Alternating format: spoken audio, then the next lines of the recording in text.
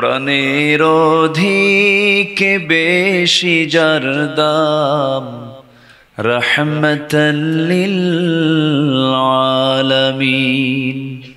প্রাণের অধিকে বেশি যার দাম, রহমতাল লিল আলামিন। জানো কি তোমরা তাহার নাম, রহমতাল লিল আলামিন। আল্লাহুম্মা অসহায়ের বুকে যে জন গোপনে করেন সওয়ার, দুরুদ পড়ে সুবহে ও শাম, রহমতাল লিল আলামিন। জানো কি তোমরা তাহার নাম, রহমতাল লিল আলামিন। আল্লাহুম্মা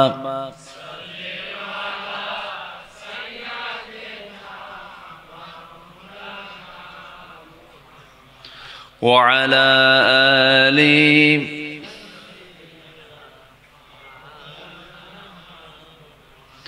সবাই বলুন বালাগাল উলা বিকামালিহি, কাশাফাত তুজা বিজামালিহি, হাসনাত জামিউ খিসালিহি, সাল্লু।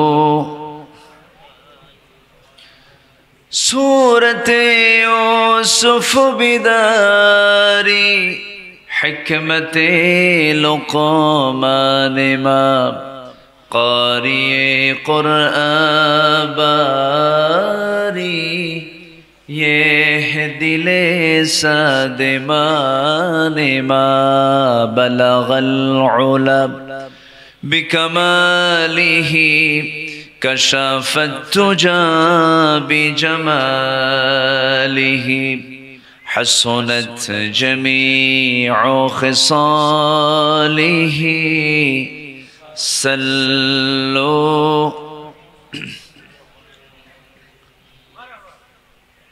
আলোচনার সূচনায় আনুষ্ঠানিকতার মধ্য দিয়ে আমার পক্ষ থেকে আবারও দিল খোলা সালাম, আসসালামু আলাইকুম ওয়া রাহমাতুল্লাহি ওয়া বারাকাতুহু। সালামের জবাবটা একটু ভিজা ভিজা মনে হলো, আসলে ভিজাই তো, তাই না? একটু আওয়াজ দিয়ে জবাবটা দিলে পরে শুনতে একটু ভালো লাগবে, হকটাও ঠিক মতো আদায় হবে। আসসালামু আলাইকুম ওয়া রাহমাতুল্লাহ। সবাই কেমন আছেন? দুর্গাপূজা কি শেষ হয়েছে দুর্গাপুরে? একদম নামের সাথে সময়ের একটা মিল হয়ে গেছে না? দুর্গাপুর, দুর্গাপূজা শেষ হয়ে গেছে। একটা কথা প্রচলিত, মানুষ বলে পূজা আসে বৃষ্টি আসে। এটার প্রতি যারা ঈমান আনবে, এটা শিরকের মতো বড় গুনার কাজ হয়ে যাবে। পূজার সাথে বৃষ্টির কোনো সম্পর্ক নাই। যাই হোক, আল্লাহ পাকের মেহেরবানি, আমরা দুই রহমত নিয়ে বসে আছি। এক হলো আকাশ থেকে যে পানি আল্লাহ পাক নাজিল করেন, গজব না রহমত? আস্তে কয়, গজব না রহমত? আর যেখানে বসে আছে এটা কি গজবের জায়গা না রহমতের জায়গা? বরকতের জায়গা, রহমতের জায়গা। তাহলে এখানে এই পুরান তাহেরপুরে, আসলে পুরান জিনিস তো আসলে ওল্ড ইজ গোল্ড, তাই না? যেটাই ওল্ড হবে সেটাই নতুন। এটাই হচ্ছে পুরাতন চাল। কি যেন পুরাতন চাল? ও, এই এলাকায় এই কথা প্রচলন আছে। আলহামদুলিল্লাহ, পুরান তাহেরপুরে দুটো বরকত নিয়ে আমরা বসেছি, বলি আলহামদুলিল্লাহ। আমি লক্ষ্য করছি অনেকের হয়তোবা বসে থাকার কারণে অনেকে ভিজে যাবে, এরপরও কষ্ট করে বসে আছেন। মাহফিল কমিটি সর্বোচ্চ চেষ্টা করেছেন আপনাদের সেবা দেবার জন্য। আপনারা মেহমান হয়ে এসেছেন, শেষমেশ তারা পারেন নাই। তারা যে পরিমাণ চেয়ার তারা অ্যারেঞ্জ করেছেন, তার চাইতেও দ্বিগুণ মানুষ আপনারা হাজির হয়েছেন। যাই হোক, যদি কষ্ট হয় এটা দ্বীনের জন্য কষ্ট, সওয়াব আছে না নাই বলেন তো? আচ্ছা, আমরা আসতে পেরেছি, বসতে পেরেছি, এই বৈরী আবহাওয়ার মাঝেও আল্লাহ পাক কবুল করেছেন, বলি আলহামদুলিল্লাহ। আবারও বলছি আলহামদুলিল্লাহ।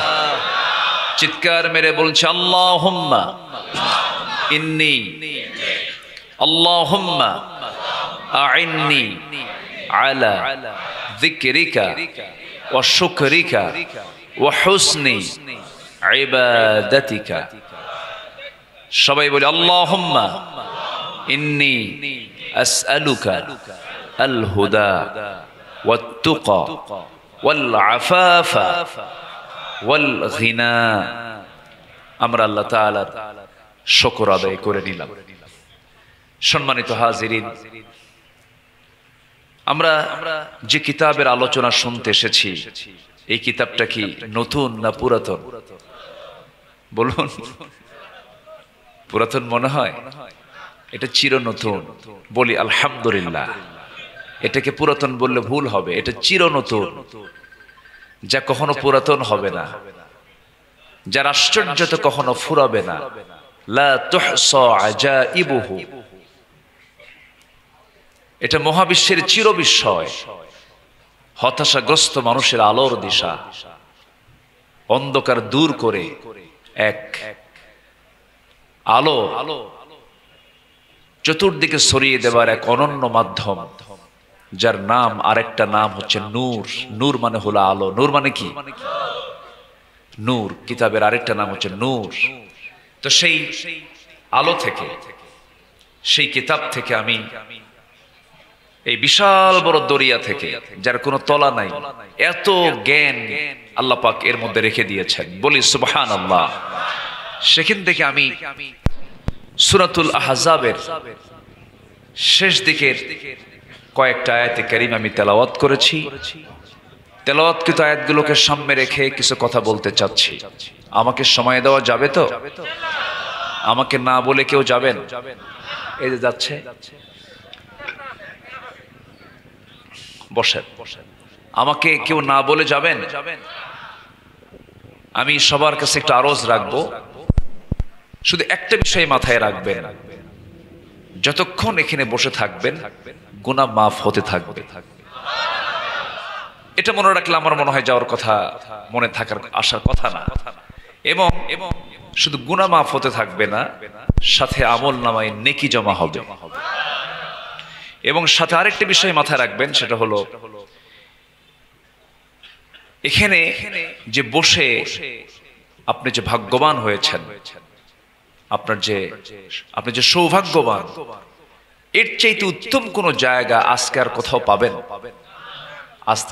আজকে কোথাও পাবেন আপনি? অতএব এই বরকতময় জায়গা থেকে আমরা দোয়ার আগে কেউ উঠবো না। জোরে বলি ইনশাআল্লাহ। এতগুলো দাম হওয়ার কারণ কি জানেন? মূল কারণ হচ্ছে কি বলুন? আরো জোরে বলেন, আরো জোরে বলেন, কোরআন। এটার জন্যই এই মাহফিলের সম্মান মর্যাদা অনেক বেশি আল্লাহ পাক করে দিয়েছেন। সম্মানিত ভাইয়েরা, এক রাত তো আমি ভূমিকাতে বেশি না যাই, একটু সোজা আমি আলোচনার দিকে চলে যাচ্ছি। মহান রব্বুল আলামিন আদম থেকে নিয়ে এই পর্যন্ত বহু মানুষ পৃথিবীতে পাঠিয়েছেন। কিয়ামত পর্যন্ত আরো মানুষ আসবে। দুটো শ্রেণী করেছেন, একটা পুরুষ আর একটা কি?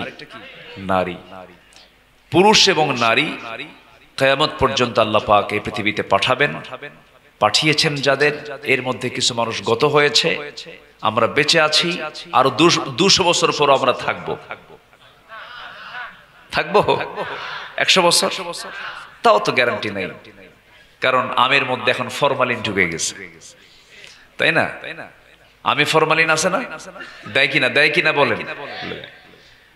তো যাই হোক, কেউ বাঁচবো না, সবাই চলে যাব।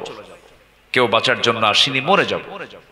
যেহেতু মরে যেতেই হবে, মৃত্যুটা সত্য, আল্লাহর কাছে হাজিরা দিতে হবে। এটা কেমন সত্য বলেন তো? একটু সন্দেহ লাগে মনে হয় নাকি? হুজুররা কি যেন কয়, মরে যাব, বাকি কথা বলে, নগদ বলে না কিছু, এরকম কিছু মনে হয় নাকি আপনাদের? মরে যাব যেমন সত্য, আল্লাহর সামনে হাজির হব তেমনি সত্য, কোনো তফাৎ নাই। হাজির হতে হবে আল্লাহর সামনে, কিন্তু লজ্জা নিয়া না সম্মান নিয়া? আসতে বলবে না, লজ্জা নিয়া না সম্মান নিয়া? সম্মান নিয়ে আল্লাহর সামনে হাজির হতে হবে, লজ্জিত হওয়া যাবে না, সম্মান নিয়ে হাজির হতে হবে। তো সম্মান নিয়ে হাজির হওয়ার জন্য এই কিতাবের ভিতর আল্লাহ রাব্বুল আলামিন সম্মানিত হবে আল্লাহর সামনে দাঁড়িয়ে।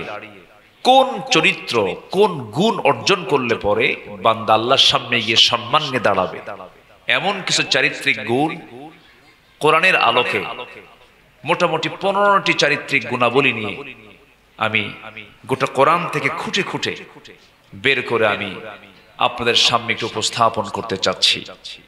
আল্লাহ কবুল করুন। জোরে বলি আমিন, আরো জোরে আমিন। এখন তো আলোচনায় আর কোনো বাধা নাই, তাই না? মাহফিল করতে দেয়নি বহুদিন। আমিও মাঝখানে মাদ্রাসা ইউসুফিয়া, জেলখানার নাম আমি বলি কি জানেন? জেলখানা না, মাদ্রাসা ইউসুফিয়া, অর্থাৎ ইউসুফ আলাইহিস সালাতু ওয়াস সালাম জেলখানায় ছিলেন বলেই ওই জেলখানার নাম আমি দিয়েছি হলো ইউসুফের মাদ্রাসা। কার মাদ্রাসা বলেন? ইউসুফের মাদ্রাসা। খুব ভালো উপকার করেছেন বিগত 16 বছর যারা ছিলেন, খুব উপকার করেছেন। এই সুন্নত তো আর আদায় করার এখন সুযোগ নাই। ওই 16 বছরে যারা গেছে একবার এই চান্স পাইছে, আর তো সুযোগ নাই। তো ভিতরে ছিলাম, ভিতরে রেখেছিল, কথা বলতে দেয়নি। মাহফিলকে তারা ভয় পেত, কোরআনকে তারা ভয় পেত। প্যারেড ময়দান বন্ধ ছিল, আমান ট্রাস্ট বন্ধ ছিল, নাটোরের বনপাড়ায় মাহফিল করতে দেয়নি। এরকম শত শত মাহফিলে বাধা দিয়েছে, কমিটি নিয়ে দ্বন্দ্ব করেছে, অনেক কিছু করেছে। কোরআনকে যারা অচল করতে চাবে আল্লাহ তাদেরকে অচল করে দিবেন। আসতে কন কেন? অচল করে দেননি। ইতিহাস কি শুনলেন না দেখলেন? আস্তে, ইতিহাস কি শুনলেন না দেখলেন? দেখলাম। এই কিতাবের সঙ্গে বেয়াদবি করা যাবে না। আবার এই কিতাবকে যারা ধারণ করেন, এই কিতাবের যারা জ্ঞানকে যারা লালন করেন, আলেমদেরকেও খাটো চোখে দেখা যাবে না। আমার রাসূল কিন্তু কাউকে বলেননি, শুধু বলেছেন আল উলামা ওয়ারাসাতুল আম্বিয়া। একমাত্র আলেমরাই হচ্ছে নবীদের ওয়ারিস। সুবহানাল্লাহ বলবেন না? তার নবীদের ওয়ারিস তার সন্তানরা নয়।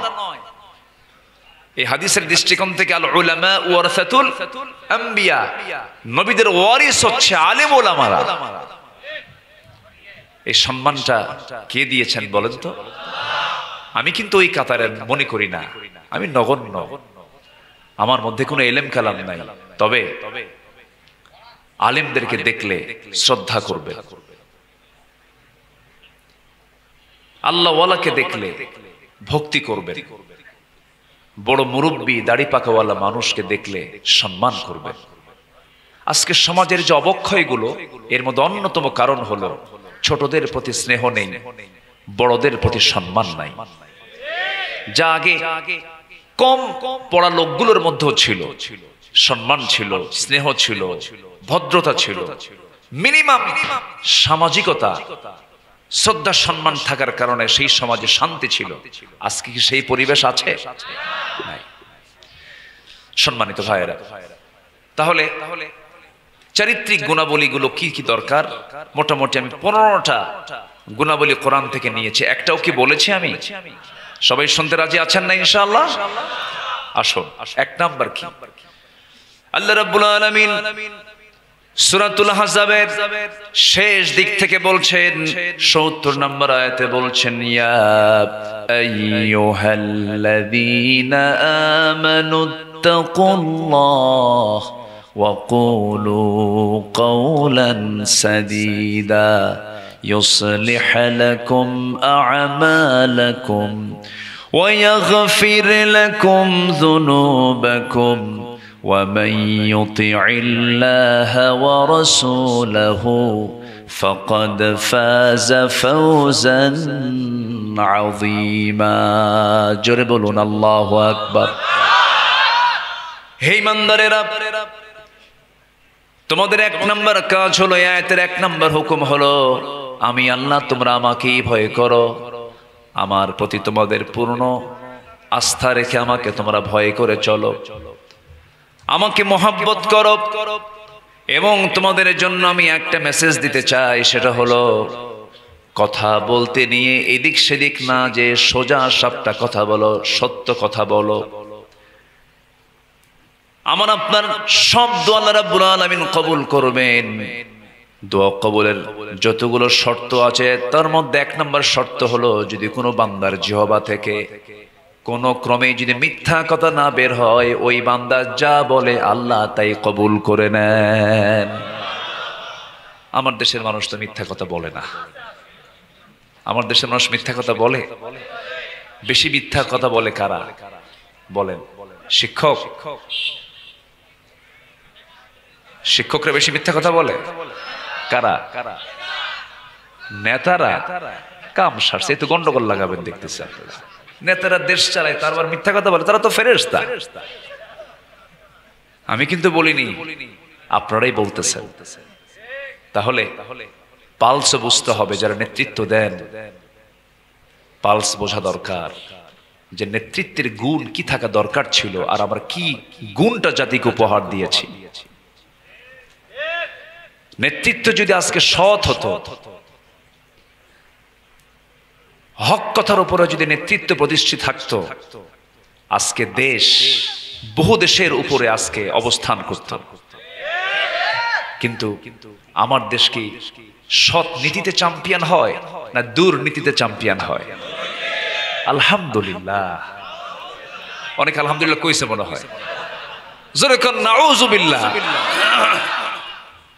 তাহলে আমরা সৎ যদি হতে চাই, ভালো যদি হতে চাই, কর্মী বলেন, নেতা বলেন, ব্যবসায়ী বলেন, পেশাজীবী যেই হন না কেন, সবার মধ্যে এক নম্বর গুণ থাকা চাই, সেটা হলো সততা। জিহবাকে নাপাক করব না। জিহবা নাপাক হবে কি কথা বললে? মিথ্যা বললে। আমরা মিথ্যা ছেড়ে দেব। জোরে বলি ইনশাআল্লাহ। আরো জোরে বলি ইনশাআল্লাহ। সত্য সত্য কথায় আমরা অটল থাকব। আল্লাহর ওলি হওয়ার জন্য এই এক আমলই যথেষ্ট। একজন বড় পীর ছিলেন। আমরা তো আমার দেশে যে পীরের নামগুলো শুনি, নাম শুনলি তো কাম সারা। বদনা শাহ, চট্টগ্রামে এক মাজারের নাম হলো বদনা শাহর মাজার। ঘোড়া শাহ, তেল শাহ, ডাল শাহ, বিড়াল শাহ, কুত্তা শাহ। বুঝলেন? ন্যাংটা বাবার দরবার, ভাই পাগলা। হ্যাঁ, ভাই পাগলা। পাগল কেন আল্লাহর ওলি হবে? পাগল তো পাগলই। ঘুমন্ত, পাগল আর শিশু, এদের উপরে কোন শরিয়াত, শরিয়াতের কোন হুকুম? শিশু, পাগল আর কে? ঘুমন্ত ব্যক্তি। হাদিস। তো পাগল কেমন আল্লাহর ওলি হয়? ভাই পাগলা, তার মাজার।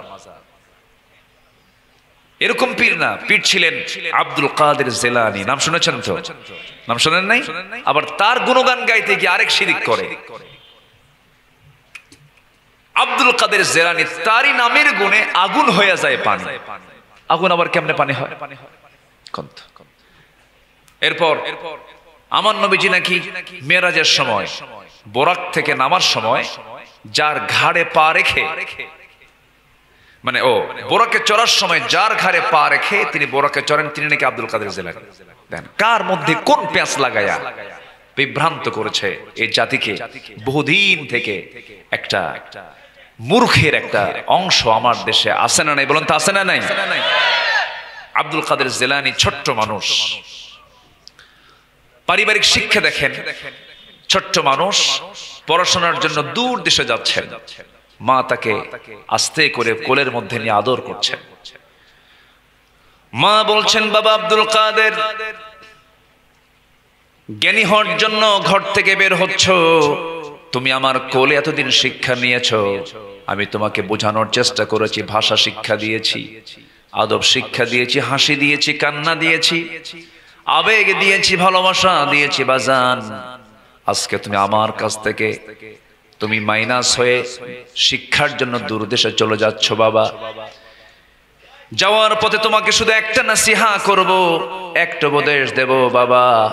আমি তোমার মা হয়ে বলছি, মৃত্যুর দিন পর্যন্ত, মৃত্যুর পূর্ব মুহূর্ত পর্যন্ত কখনো একটা বারের জন্য কখনো মিথ্যা কথা বলবা না। কি কথা বোঝা গেল? হ্যাঁ, জাত ভালো হলে, যদি জাত ভালো হয় তার ফল কি হয়? আজ থেকে তার ফল কি হয়? ভালো হয়। আব্দুল কাদের জিলানী রাহমাতুল্লাহ আলাইহি মার কপালে চুম্বন আঁকলেন, মাকে মুহাব্বত করে, আদর করে, সম্মান শ্রদ্ধা জানিয়ে সন্তানটাও বিদায় নিলেন। মার চোখে পানি টলমল করছে, সন্তান বিদায় নিলেন, সন্তান রওনা দিয়েছেন।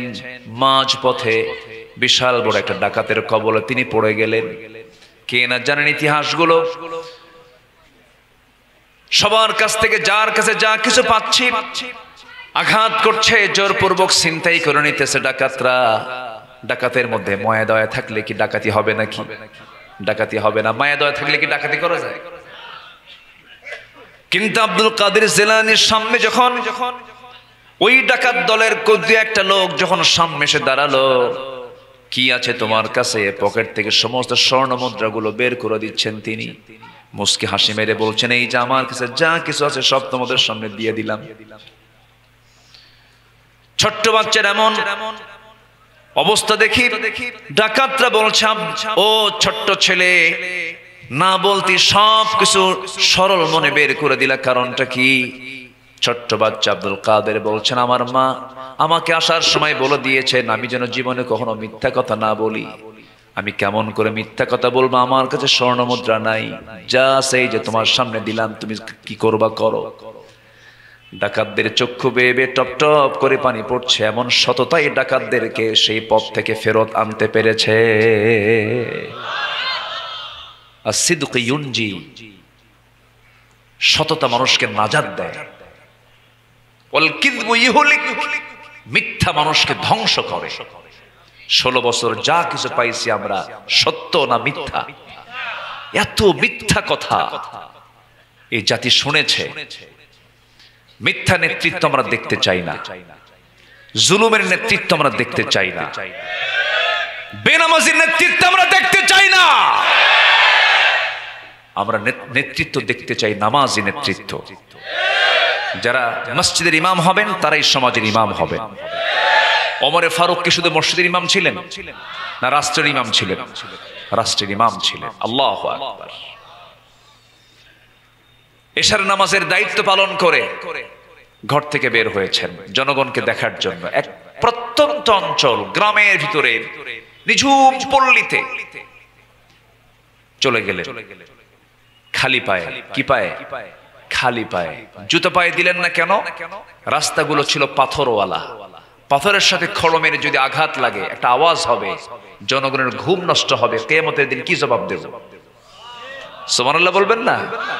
আর নেতা আসিতেছেন ঢাকা থেকে, 100টা সামনে গাড়ি, পিছনে 100 গাড়ি, আছে না নাই? যানজট সৃষ্টি করে। আর ওমরে ফারুক কি করেন? জুতা খুলে খালি পায়ে হাঁটেন, যেন জনগণের ঘুমের যেন কোনো ব্যাঘাত না হয়। এই হচ্ছে নামাজি নেতার বৈশিষ্ট্য। আর আমরা পেয়েছি হলো নামাজি নেতার না বেনামাজি নেতা? বেনামাজি নেতা। খালি পায়ে রওনা দিয়েছেন। খালি পায়ে রওনা দিয়া প্রত্যন্ত অঞ্চলে একটা ছোট্ট কুটির ঘর দেখতে পেলেন। একজন বুড়িমাকে দেখে বুড়িমাকে লক্ষ্য করে সালাম দিচ্ছেন। সালামটার উত্তর বহিনামা দিলেন, কিন্তু মনটা খারাপ। বুড়িমা কেমন আছেন?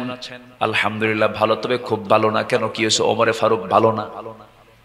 ওমরে ফারুক কার সামনে কয়? বলেন কার সামনে কয়? বুড়ি তোর চেনে না। তিনি বললেন, কেন, কি হয়েছে? এতদিন যাবত এই প্রত্যন্ত অঞ্চলে আছে, আমাকে দেখার জন্য কেউ আসলো না, কোনো খোঁজ খবর নিল না। এবার ওমরে ফারুক বলছেন, মা এত প্রত্যন্ত অঞ্চলে কি আসা যায় নাকি? কত দূর যাবেন আপনি? একজন ওমর তো পারে না, তো দায়িত্ব নিল কেন? কি উত্তর আছে? আর দায়িত্ব নিল কেন? ওমরে ফারুক কেঁদে ফেললেন, কিন্তু বুড়ি জানে না যে কার সঙ্গে কথা হচ্ছে। আল্লাহু আকবার। কাঁদতেছে, কাঁদতে কাঁদতে অস্থির হয়ে গেলেন। এবার তিনি বলছেন, বুড়িমা একটা কথা বলতে চাই, কি আপনি কি ওমরকে মাফ করবেন নাকি? না, মাফ করব না। কি দরকার আপনার বলুন, কিছু টাকা পয়সা দেই। কি দিবা? 25 দিরহাম দেই, 25 দিনার দেই, দাও। চট করে করলেন কি, 25 দিরহাম তিনি তার হাতে দিয়ে দিলেন। দেওয়ার পরেই বলছেন, বুড়িমা পাইছেন নাকি? হ্যাঁ পাইছি। ওমরে ফারুককে মাফ করছেন নাকি? হ্যাঁ মাফ করেছি, কিন্তু মৌখিক কোনো স্বীকৃতি নেব না, লিখিত করে দেন। আশেপাশে কোনো কাগজ না পাওয়ায়, কোনো কিছু লেখার কিছু না পাওয়ায় নিজের জামাটা ছিঁড়লেন। নিজের জামা ছিঁড়ে সেই জামার কাপড়ে এবার লেখার জন্য বলছেন, বুড়িমা একটু লিখে দেন। ডাকতেছেন, আলী এই দিকে আসো। আলী উত্তর দিচ্ছেন, আমিরুল মুমিনিন ওমরে ফারুক, আমি আসতেছি। মহিলা সিপাই কামড় মারছে, এটা তো ওমর। সুবহানাল্লাহ বলবেন না? কার সামনে কি করলাম? এবার বুড়ি মহিলা থরথর করে কাঁপে আর বলে, ভুল হয়ে গেছে, আপনি আমাকে মাফ করে দিয়েন। ওমরে ফারুক বলছেন, বুড়িমা আপনি একটু লিখিত করে দেন। 25 দিরহাম 25 দিনারের বিনিময়ে আমি ওমরকে আমি অব্যাহতি দিয়ে দিলাম। এই লেখাটা তিনি লিখে নিয়ে আসলেন, পরিবারের কাছে ওসিয়ত করে বললেন, ও পরিবারের সদস্যরা, আমি নগণ্য ওমর যখন দুনিয়া থেকে যেদিন বিদায় নিয়ে নেব, আমার কাফনের কাপড়ের সাথে এই চিঠিটা তোমরা যোগ করে দিবা, সংযুক্ত করে দিবা। কিয়ামতের দিন এই চিঠি আল্লাহর সামনে হাজির করে বলবা, আল্লাহ তোমার বান্দাদের হক আমি আদায় করেছি। জোরে বলে সুবহানাল্লাহ। সততা, সততা হচ্ছে সবচেয়ে সফলতার সবচাইতে বেস্ট পন্থা। এর চাইতে বড় পন্থা আর নাই। কিন্তু আমার দেশের মানুষ ম্যাক্সিমাম সত্য কথা বলে না, মিথ্যা কথা বলে। মোবাইল আসার পরে আরো কম না বেশি?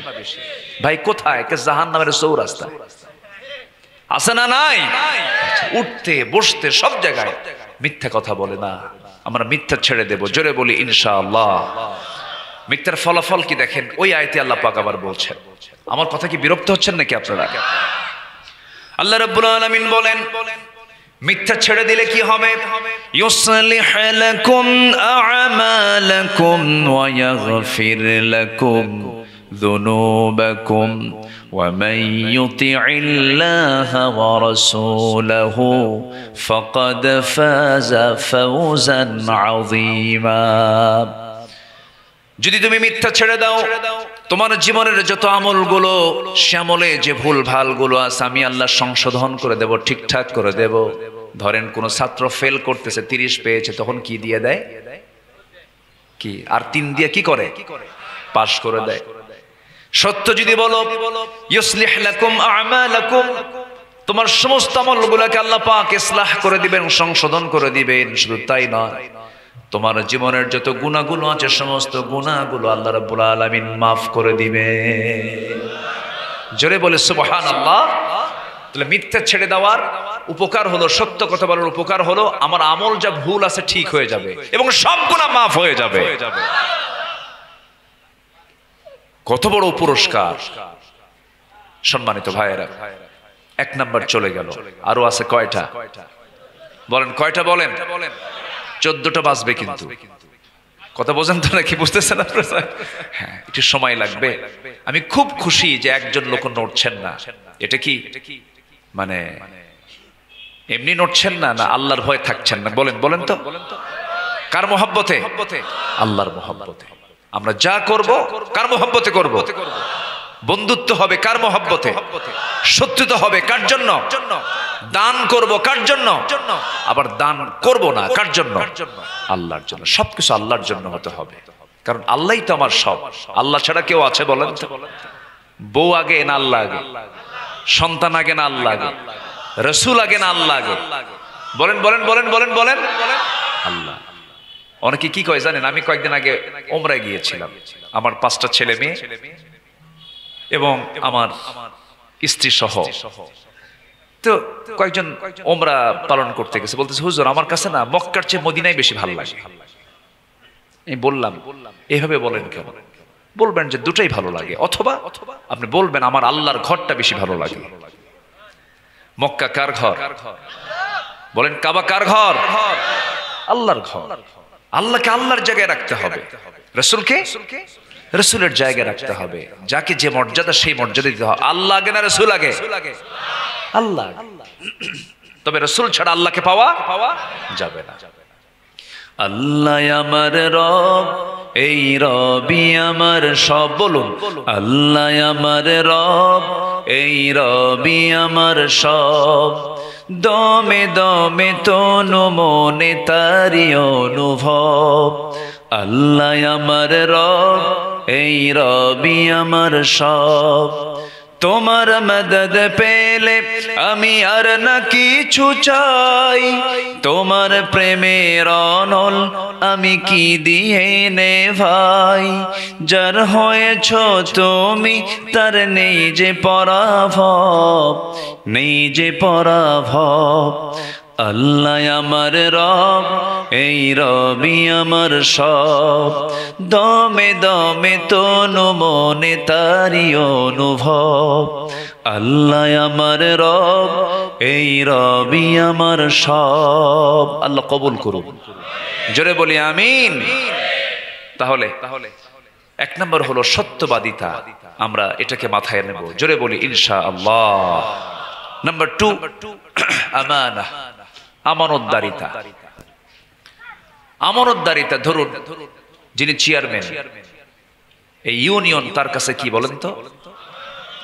আবার আমি কোন চেয়ারম্যানকে বলতেছি না, কিন্তু আবার এটা ভাববেন না যে আমি কাউকে ইন্ডিকেট করছি।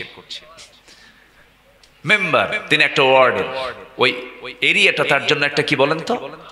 আমানত। স্ত্রী কারো স্বামীর জন্য কি এটা? আস্তে আস্তে কয়, কিচ্ছু কয় না।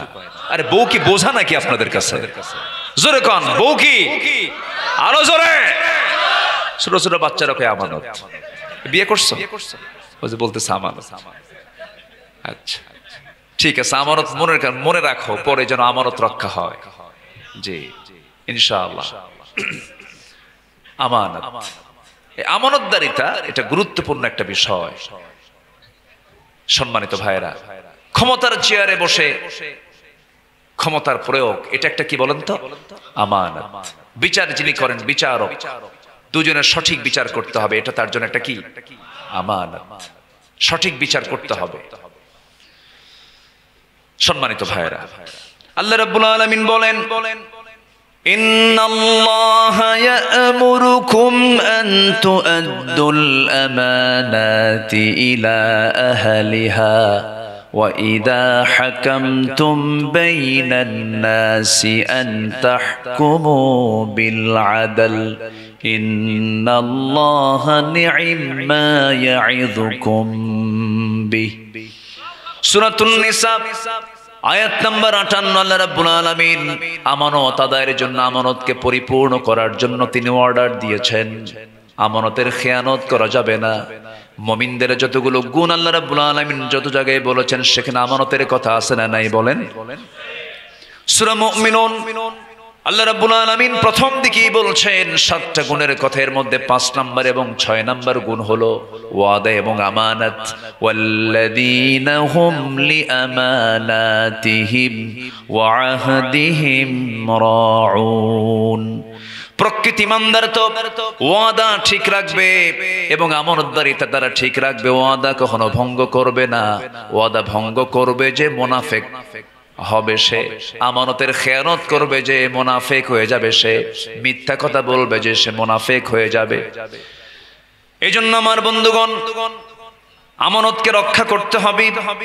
সাইয়েদনা ওমর ফারুকের কথা বারবার মনে পড়ে যায়, নামটা তার শুরুতেই চলে আসছে, সেও তো সেখান থেকে কিছু কথা বলি। ওমর ফারুক রাদিয়াল্লাহু তাআলা আনহু অর্ধ দুনিয়ার শাসনকর্তা, 40টা রাষ্ট্র তিনি চালাচ্ছেন সেই সময়। আল্লাহু আকবার। অর্ধ দুনিয়ার শাসনকর্তা তিনি শুয়ে আছেন কোথায় বলেন তো? তিনি শুয়ে আছেন কোথায়? মদিনায়। বলেন কোথায়? মদিনায়। আল্লাহু আকবার। মদিনায় শুয়ে আছেন। তার মদিনায় নবীর কবরের পাশে থাকার কথা ছিল না। প্রথম খলিফার ইন্তেকাল হলো, তার মেয়ে আমার নবীজির স্ত্রী আম্মা জান আয়েশা সিদ্দিকা রাদিয়াল্লাহু তাআলা আনহা তাকে বললেন, মা আমি নবীর সঙ্গে থাকতে চাই, আব্বা থাকেন। আব্বাকে আর মানা করা যায়? তো আমার নবীর কবর হলো আম্মা জান আয়েশা সিদ্দিকার ঘর। তিনি একাধিক স্ত্রী তার ছিল, কিন্তু কার কোলে তিনি ইন্তেকাল করেছেন বলেন তো? বলেন বলেন বলেন। আম্মা জান আয়েশা সিদ্দিকা রাদিয়াল্লাহু আনহার কোলে তিনি ইন্তেকাল করেছেন। কত বড় ভাগ্যবতী মহিলা তিনি। শেষ কথা আমার নবীজির শেষ কথা হয়েছে দুনিয়ার কারোর সাথে না স্ত্রীর সাথে। ভাববেন, মাথায় একটু নেবেন এগুলো। খালি বউকে তো পিটায় অনেক, আছে কিনা বলেন, আছে কিনা বলেন। আমার মায়েরা দারুণ খুশি, হুজুর আপনি একখান চমৎকার কথা বলছেন। আমার নবী বিশ্বের সেরা মানুষের মৃত্যু হয়েছে কার কোলে? স্ত্রীর কোলে। রাসূল বলেছেন, তোমরা কি জানো যে যার স্ত্রী বলবে আমার স্বামী ভালো, আল্লাহ বলবেন ওই বান্দা ভালো। এজন্য দুনিয়ার কারো কাছে চেয়ারম্যান তো সার্টিফিকেট এমনি দেয়, চারিত্রিক সনদ দেয়, কত কি দেয়, কিন্তু আসল চরিত্র, স্বামীর চরিত্র কে জানে? বউ জানে যে কত নাম্বার লুচ্চা। কথা বোঝেন নাই? বউ কিন্তু টের পায় ও কতটুকু খিটখিটে মেজাজি, বদ মেজাজি, ওর আসল চরিত্র কি, মুখোশ সব কে জানে? স্ত্রী জানে। আমার নবীজি বলেছেন, আমি আমার স্ত্রীদের কাছে খুব ভালো, তোমরাও ভালো থাকো। আলহামদুলিল্লাহ বলবেন না? এই ভালো হওয়া কি সহজ? খুব কঠিন ব্যাপার। কিন্তু আমার নবীজি তাও এক স্ত্রী ম্যানেজ করেন নাই, একাধিক স্ত্রী তার জীবনে ছিল। আল্লাহ পাকের অর্ডার ছিল। রাসূল মাঝে মাঝে বলতেন, আমার খাদিজা যদি আমার জীবনের শেষ সময় পর্যন্ত থেকে যেত, আমার দ্বিতীয় কোনো বিবাহের প্রয়োজন হতো না। আল্লাহ পাক আমাকে অর্ডার দিতেন না। আমার নবীজির প্রথম জীবন শুরু হয়েছে বিধবা নারীকে ঘরে এনে। আমার নবীর বয়স 25, বিধবা নারী আম্মা জান খাদিজার বয়স হলো 40। ডিফারেন্স হলো 15 বছর। ইতিহাস অনেকে জানেন না, ভুল বুঝেন। এতগুলো বিয়ে করলেন কেন? বিভিন্ন কথাগুলো তার বিরুদ্ধে অনেকে অনুমান করেও বলতে পারেন, অনুমান করা যাবে না। বিশ্বমানের চরিত্র তার ছিল। আমার নবীজি তার যৌবনটাই কাটিয়ে দিয়েছেন একজন আম্মা জান খাদিজার সাথে। আমার নবীর চাইতে যিনি 15 বছরের বড়, প্রায় 25 বছর 24 বছর তার সঙ্গে সংসার জীবন কেটে গেছে। শেষ জীবনে 10 বছর যে বেঁচে ছিলেন, বাকি স্ত্রীগুলো তিনি বিবাহ করেছিলেন একমাত্র কার অর্ডারে? আসতে বলবেন না, কার অর্ডারে? আল্লাহর অর্ডারে। আম্মা জান আয়েশা সিদ্দিকা রাদিয়াল্লাহু তাআলা আনহা কি রাসূল জি বিয়ে করেছেন, সম্পূর্ণ অর্ডার আল্লাহ দিয়েছেন।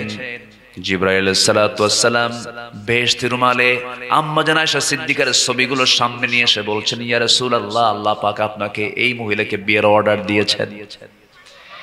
কেন তিনি বিয়ে করেছিলেন? আম্মা জান আয়েশা ছিলেন সুপার কম্পিউটার। রাসূল যা বলতেন তাই তিনি হুবহু মুখস্থ করতেন। আমার নবীজির মুখ থেকে কতগুলো শুনে তিনি প্রায় 6 লক্ষ হাদিসের তিনি হাফেজা ছিলেন। যা বলেছেন তাই তিনি কোট করেছেন। রাসূল বলেছেন, আমার স্ত্রীরা রাতের আধারে আমি যা কিছু করি তা সবার সামনে ওপেন করে দাও। দিনের আলোতে সাহাবীরা আমি যা কিছু তোমাদের সঙ্গে যে আচরণগুলি সব আমার প্রকাশ করে দাও, কারণ আমার 24 ঘন্টা এই জাতির জন্য চরিত্র। যেরকম সুবহানাল্লাহ। এরকম নেতাকে পৃথিবীতে খুঁজে পাওয়া যাবে? শুক্রবারে আতর সুরমা লাগায়া, পাঞ্জাবি খদ্দরের পাঞ্জাবের মসমসা লুঙ্গি নিয়ে মসজিদে চলে যায়, আগের রাতে মদ খাইছে। এরকম নেতা আছে না নাই? আগের রাতে কি খাইছে? মদ খাইছে। কিন্তু আমার নবীর চরিত্র রাতেও যা দিনেও তাই, 24 ঘন্টা সুমহান চরিত্র। আল্লাহু আকবার বলেন। আম্মা জান আয়েশা সিদ্দিকার ঘরে তিনি শেষ নিঃশ্বাস ত্যাগ করেন। আমার নবীজির ইন্তেকালের সময় হয়ে গেছে। নবীজি বলছেন, আয়েশা আমি দুনিয়া থেকে বিদায় নিয়ে নেব, যে কোনো মুহূর্তে আমার ইন্তেকাল হয়ে যাবে। আয়েশা আমি মনে হয় বেশিক্ষণ বাঁচবো না। ইন্না লিল মাউতি সাকারাত, মৃত্যুর যন্ত্রণা ভয়ঙ্কর, খুব কষ্ট হচ্ছে আয়েশা, খুব কষ্ট পাচ্ছি। আমার নবী দুনিয়া থেকে বিদায় নেবেন, মালাকুল মউত যখন তখন তার জানটা কবজ করে নিয়ে যাবেন। আমার নবী সেই সময় শুধু বললেন, আয়েশা সর্বশেষ তোমাকে একটা হাদিস তোমাকে জানায় দেই, আমার উম্মতকে তুমি সর্বশেষ আমার মেসেজটা জানায় দিবা। আমি আমার উম্মতকে খুব ভালোবাসি, আমার উম্মতরা যেন কখনো 5 ওয়াক্ত নামাজ না ছেড়ে দেয়। জোরে বলি সুবহানাল্লাহ, আরো জোরে বলি সুবহানাল্লাহ। আমার বন্ধুগণ, আমার নবীজি সর্বশেষ মেসেজটা তাকে জানায় দিলেন। জানায় দিয়ে রাসূল করিম সাল্লাল্লাহু আলাইহি সাল্লাম দুনিয়া থেকে বিদায় নেবেন। আম্মা জান আয়েশা সিদ্দিকা একদিন বলছেন, হুজুর আপনি আমার জন্য একটু দোয়া করুন, আল্লাহ যেন আমার গুনাহগুলোকে মাফ করে দেন। আমার নবীজি কেঁদে কেঁদে হাত দুইটা আসমানমুখী করে বলছেন, আয় আল্লাহ তাআলা, আমার খাদিজা, আমার আয়েশা আমার কাছে দোয়া চাই, তোমার কাছে প্রার্থনা করি, আল্লাহ আমার আয়েশার আগের পরের সকল কিছু তুমি আল্লাহ মাফ করে দাও। এই দোয়া যখন শেষ হলো, আম্মা জান আয়েশা সিদ্দিকা রাদিয়াল্লাহু আনহার চেহারায় হাসির ঝিলিক প্রকাশ পেল। রাসূল বলছেন, আয়েশা রে তুমি বুঝি খুব আনন্দিত হয়েছো?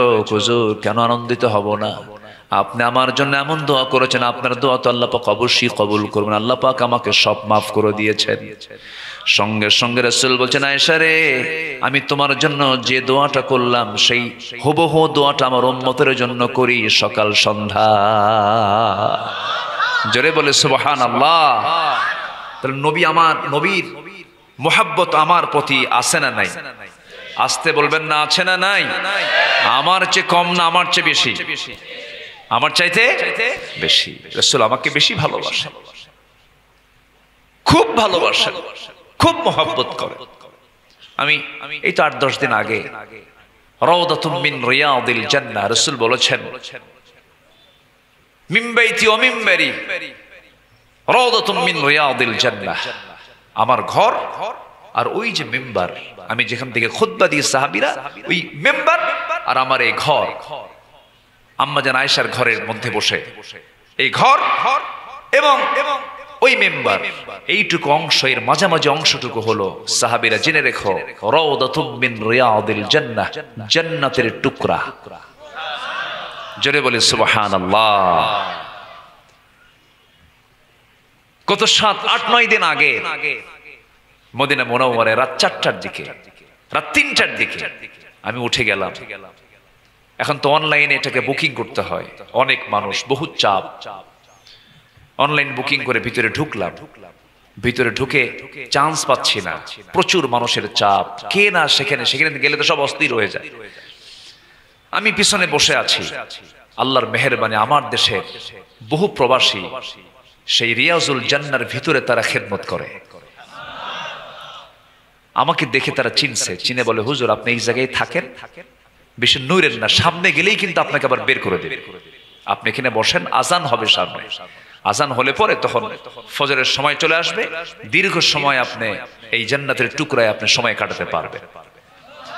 তো আমাকে কিছুক্ষণ বসে রাখার পর আবার ডেকে নিয়ে সেখানকার দায়িত্বরত একজন কর্মকর্তাকে বলে বুঝাইছে যে আমার দেশে উনি কথা বলেন, আমার দেশে উনি দ্বীনের প্রচার নিয়ে গোটা দেশে ঘোরেন, 20 কোটি মানুষের মাঝে তিনি দ্বীনের কথাগুলো বলেন। বুঝায় আমার দেশের মানুষ তো খুব চালাক এবং ক্লেভার, কিন্তু মেধাবী, কিন্তু মিশা কথা বেশি কয়, বুঝলে, এই সমস্যাই যায়।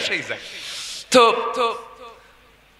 আমাকে নিয়ে আস্তে করে এমন জায়গায় বসালো, নিয়ে গিয়ে একদম প্রথম কাতারে, মানে ইমাম এক কাতার, তার পরের কাতারেই ঠিক এমন জায়গায় বসালো যেখানে আমার নবীজির ঘর শুরু এবং মেম্বার ওই পাশে, ঘর শুরুর একদম ওয়ালের সাথে আমাকে তারা বসায় দিল। বসলাম, বসে পাশেই তো রাসূল শুয়ে আছেন। আসসালাতু ওয়াসসালামু আলাইকা ইয়া রাসূলুল্লাহ। বসেই আমি আমার কথা কিছু বলিনি, কারণ অন্যের জন্য বলবেন, নিজের জন্য হয়ে যাবে। আপনি নিজের জন্য বলবেন, আপনি কৃপণ, আপনি অন্যের জন্য চাবেন, এটা আপনার জন্য চাওয়া হয়ে যাবে। আমি আগে আমার জন্য চাইনি, আমি একে চাইছি, আল্লাহ তোমার নবীর দেশের মানুষ, কত নবীর আগমন হয়েছে সেই ফিলিস্তিনে আল্লাহ তুমি বাইতুল মুকাদ্দাসের বাসিন্দাকে তুমি আল্লাহ ভালো রাখো। না খেয়ে থাকা সেই শিশুগুলোর আর্তনাদ তুমি আল্লাহ একটু তাকায় দেখো। আমরা পেট ভরে খাচ্ছি, ওরা না খেয়ে আল্লাহকে বলছে, আল্লাহ গোটা দুনিয়ার মুসলমানরা আমাদেরকে খাবার দিল না, শুনেছি তোমার জান্নাতে নাকি বহু খাবার, আমাদের মৃত্যু দিয়ে দাও, তোমার জান্নাতে গিয়ে খাবো আমরা। এরকম করে বাচ্চারা প্রতিনিয়ত দোয়া করছে, কেউ নাই। অথচ খাদ্য গুদাম আছে মানুষের, পৃথিবীর কোন প্রাণীর খাদ্য গুদাম নেই, কোন প্রাণী না খেয়ে মরে না। মানুষ আজকে না খেয়ে মরছে খাদ্যের অভাবে না বন্টনের অভাবে? বন্টনের অভাবে মানুষকে না খেয়ে মারতেছে। আল্লাহর কাছে এই দোয়াটা করেছি, আল্লাহ তুমি মুসলিম উম্মাকে এক করে দাও। জোরে বলি আমিন। আরো জোরে আল্লাহুম্মা আমিন। আজকে পৃথিবীতে মুসলমান সংখ্যা কি কম? না, 56টি মুসলিম রাষ্ট্র, মার খায় মুসলমান। ছিল না কথা এমন, 56টি নয়, 10টা মুসলিম কান্ট্রি যদি এক হতো, গোটা পৃথিবীর সুপার পাওয়ার মুসলমান হয়ে যেত। ঠিক তেমনি একটা ভূখণ্ড, বাংলার এই সবুজ ভূখণ্ড, সেখানেও অবশ্যই একটা এক হওয়ার প্রয়োজন আমাদের আছে না নাই? আসতে বলুন, আছে না নাই? আল্লাহ কয়জন? আল্লাহ কত সংখ্যায়? আল্লাহ কত? আমাদের কোরআন কয়টা? আমাদের নবী সবই তো এক। আমরা কেন এক হতে পারি না? আমরা কেন এক হতে পারি না? সব দ্বন্দ্ব ভেদাভেদ ভুলে যাই, সব দেখা শেষ করেছি। আইয়ুবের শাসন, মুজিবের ভাষণ, জিয়া কেটেছেন খাল, এরশাদের তাল বেতাল, সব দেখা শেষ। আগামী দেশ হলো কোরআনের আইনের বাংলাদেশ। রাজি আছেন কারা কারা? হাত উঁচু করে দেখান মুসলমান।